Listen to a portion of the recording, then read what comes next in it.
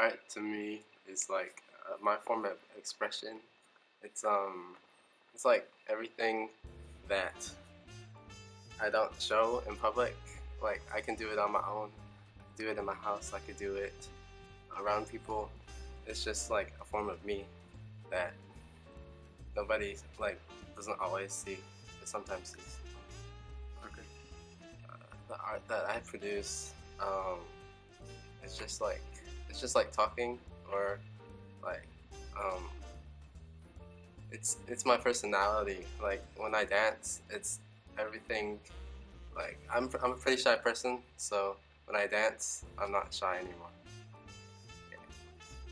I actually do think that like all types of art, whether it's photography, painting, or dance, because like Picasso, people still like praise him and all that from how old he's had his art, and people like you know it's really big in the world, and I think that dance can just bring everybody together because there's no language, it's like a universal language. So if you go to another country, you dance, do the same dancing, you don't have to talk to each other, you can just dance with each other. It's great. I would say it's not dead. And it can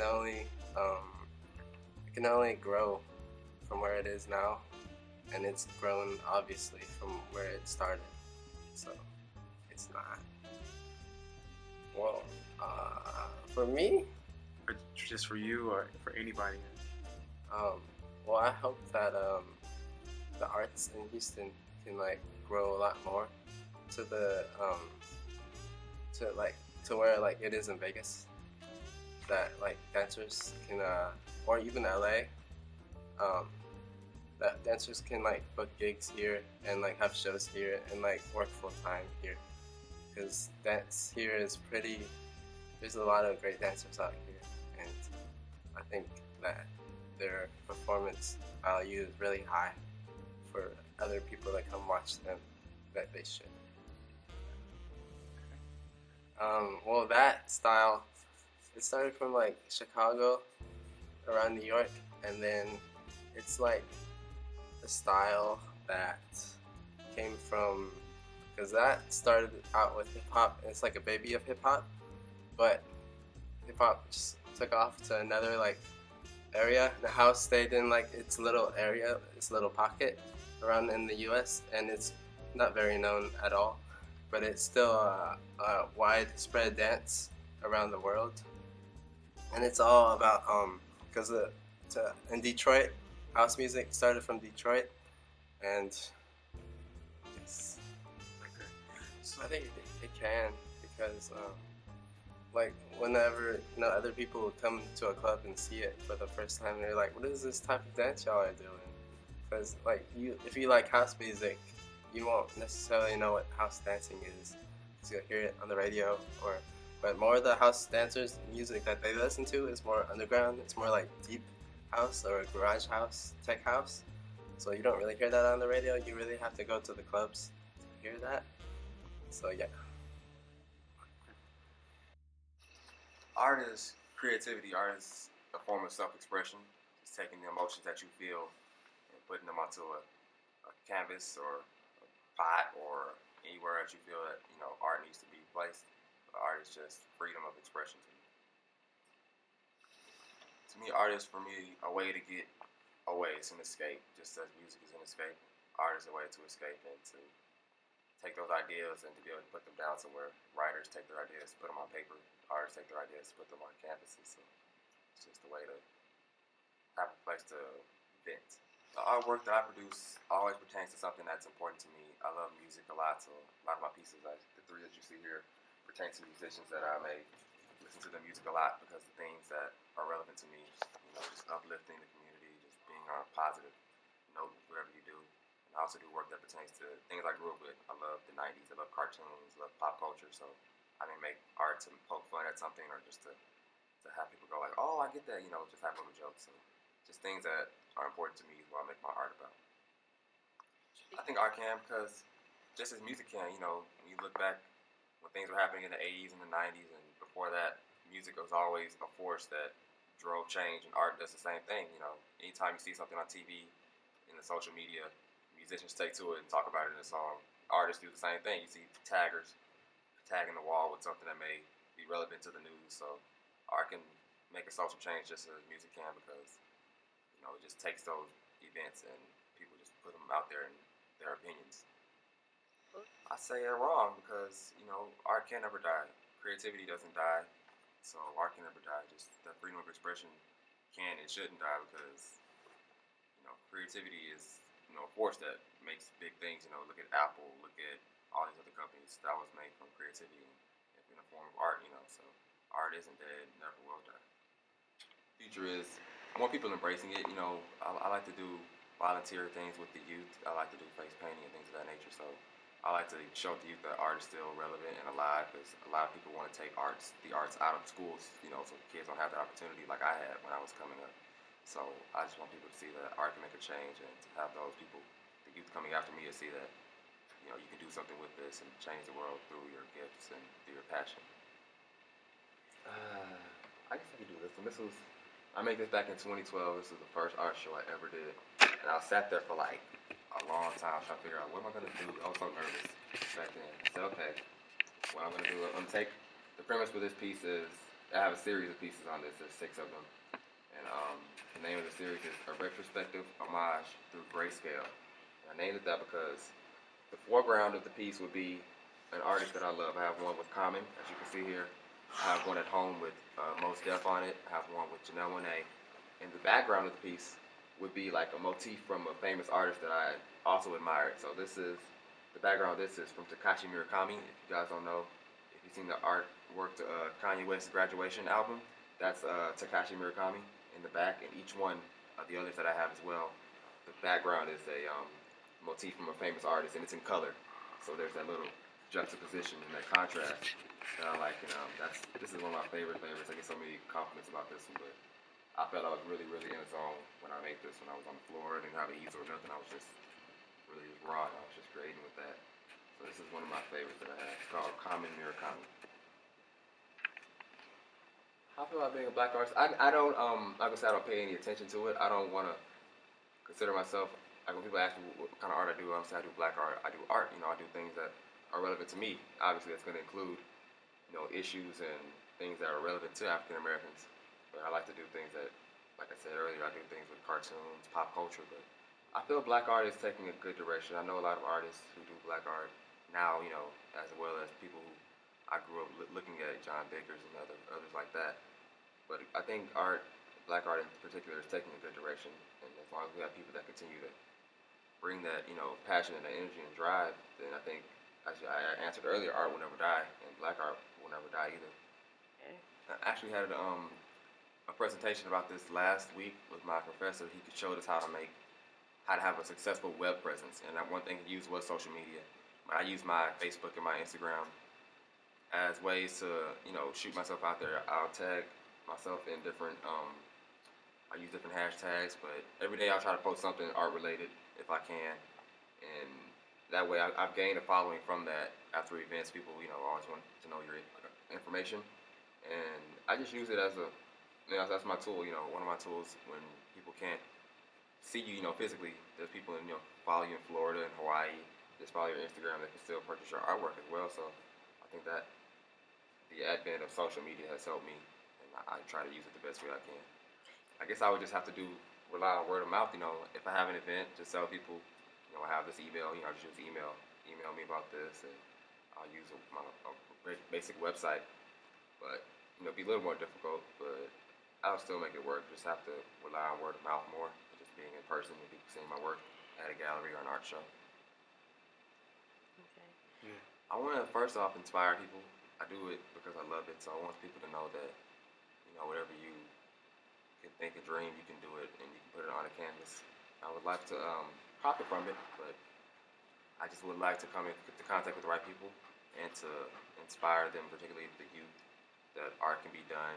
You can have a successful career out of it. You just have to know, what to do. You have to work hard. It's all about work ethic.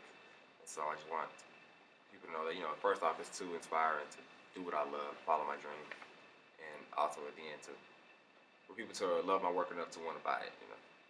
For those of y'all who don't know, we just restarted our club here called the Abstract Society. You can follow us at TSU Art Club on Instagram. Shout out to Abstract, everybody in there. But we're just trying to make a change on campus and let people know we're here and art is still here. So that's all we want to do. I believe that art is any way that you relay a message through more than just a black and white way. We have math, we have science, all these things relay a message, but they relay it in a very clear and very black and white type of way. Art is a box of cereal. Art is a magazine. Art is something that expresses a message, same message as everything else, but it gives more ability to, you can have better insight, or someone else can view it and get something different. It's not so crisp, and it also provokes emotion versus mental frustration. You can get mentally frustrated by looking at some art too, but it provokes a lot of emotion beyond all of that, beyond just the simplicity of it is what it is. You know what I mean? To me, art is expression. As an artist, when I view art, I think of it as my way of channeling my emotions, channeling my thoughts, channeling how I'm feeling that day. Whether I'm having the best day of my life or I'm having the lowest day of my life, art means a way to express myself. And when I view art in society, I view it as the same way, an ability to connect with whatever emotion you're having that day. Even if the artist is painting something that is expected for you to be happy and you're having a crappy day, art is going to be there to feed off of whatever energy you're putting out into the world. So I think art. I don't believe that it can change the issues, but it can change our perception, and it can change how open we are to the change. It can be a great stimulant to creating a change, but it's not going to actually, make us shift an idea or shift a movement, but it will definitely inspire to consider it, or it'll open your eyes to things in a less closed-minded way. What art have you seen that you found alive? When did art die to you? That's what I would want to know. I'd be probing them because art is clearly not dead. It's all in the viewer. So my first response would be like, what has happened to you inside? To make you really not see art for what it truly is in everything. Okay. I would hope to see that people take a lot more risks, because as artists and even as people, we don't like to be offended. We don't like to offend. So we don't do things that are truly what we are inspired to do. We don't do things that truly speak a message to us. We don't say exactly what we want to say because it may come off as weird. So people don't accept it the way it should, but it takes that initial dramatic, exposure to something in order for people to actually begin to accept it. So I think that I would love to see people take a lot more risks in artwork. Well, this piece is of a photograph that I saw of obviously a very pretty girl, and I thought that it would be very interesting to translate the photo where she's in focus and everything in the background is very blurry, but you have a sense for what it is. You can get a sense of the space that she's in.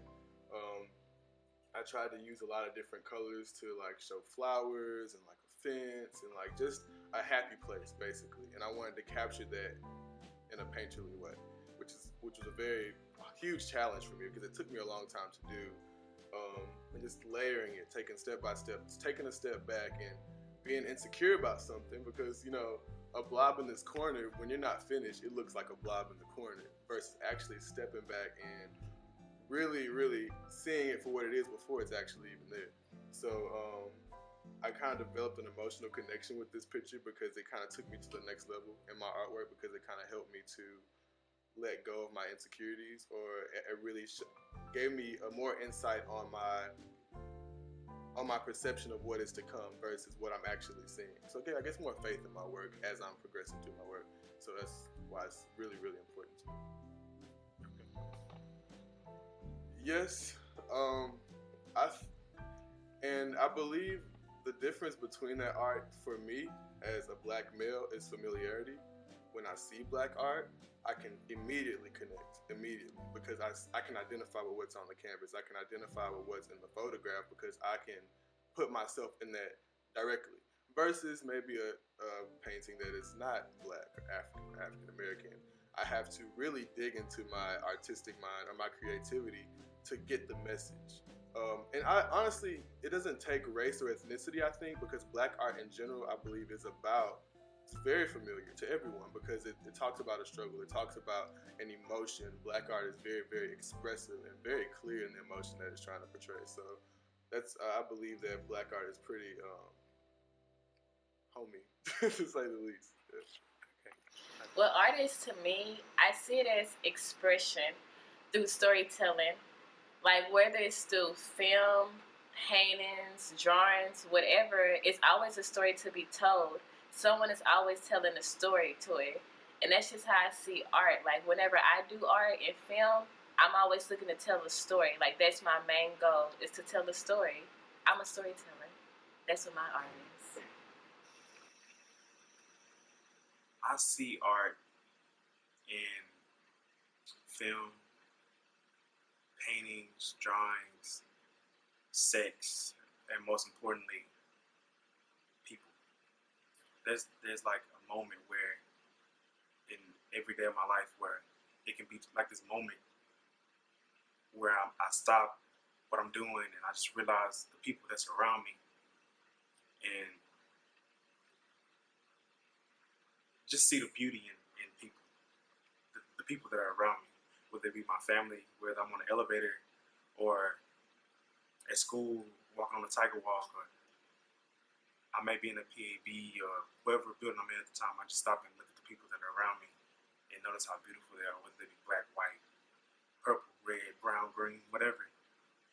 But I see art. I believe that artists are putting a message out through their art, whether it be something that they're going through or whether it be a social stratification or a social change that they would like to see. They put it through their art. I'm a firm believer. I'm also a firm believer of believing that black art was done at the time of the birth of the writing ourselves into existence, like during the Harlem Renaissance. But if you ever look at art back centuries ago, you'll see how artists do have had the purpose of writing ourselves into existence. That's what I see in art.